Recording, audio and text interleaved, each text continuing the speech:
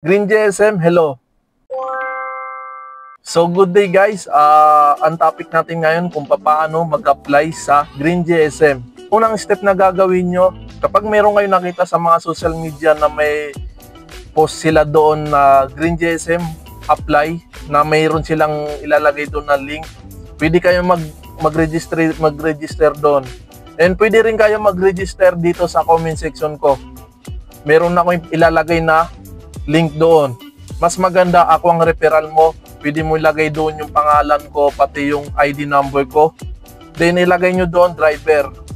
So mas maganda may referral kayo kasi tatanungin kayo sa HR kung sino yung referral nyo. So ilalagay ko dito sa comment section yung step by step kung paano mag-fill up yung referral. Ilalagay ko doon yung pangalan ko pati yung ID number ko. So ilalagay ko dito sa comment section yung link. So una-una mag-register kayo doon. Ipifill up nyo yung information nyo, pangalan nyo. So basic na information na ipifill up nyo doon sa register online. So nasa link yun. So after nyo mag-register, mag-aantay kayo ng text o tawag.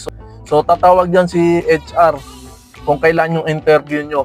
Text man yan o tawag. So magkakaroon kayo ng schedule kung kailan yung interview nyo. Then after nun, pangalawang step, pupunta na kayo sa office.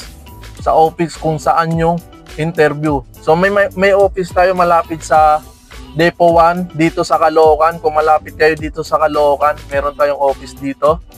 Then meron tayong office sa Las Piñas. Kung malapit kayo sa Las Piñas, meron tayong office doon, Depo 2. So doon kayo pupunta kapag mag-a-apply kayo and kapag tinawagan na kayo. Nga pala, magdadala kayo doon ng resume, professional license. So ipaserox nyo yung professional license nyo. Then magdala kayo ng 1x1 picture. So pag na-interview na kayo doon, after nyo ma-interview, sa araw na yon, pagte-test drive-in na kayo. So yung sa test drive, madali lang naman doon kung paano.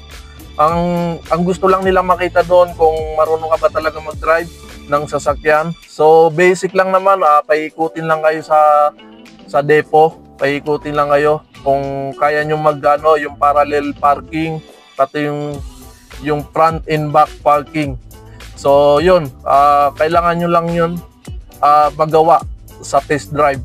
Pag naipasa nyo yung dalawa na yun, interview pati test drive, pangatlo, magkakaroon kayo ng training 3 araw. Yung training yun, orientation yun, para malaman nyo kung ano yung background ng Green GSM, tapos malaman nyo yung sistema, yung sahod, basic salary, nga pala, basic salary to, 695, employee tayo dito.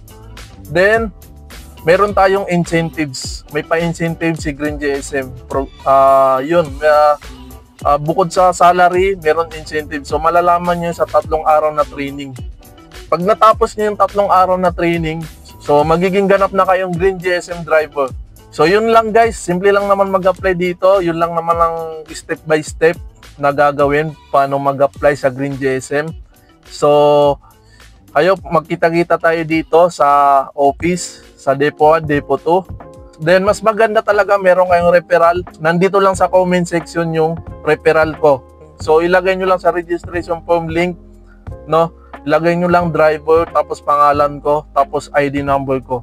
Then yun yung referral para at least meron kayong referral na paano nyo nalaman yung Green GSM, paano nyo nakita si Green GSM. So itong vlog na to, nakita nyo. So mag-register na kayo sa comment section. Nandito lang yung link sa comment section. Good luck sa pag-apply sa Green GSM and kita-kits. So yun guys, Green GSM, hello. See you sa next vlog.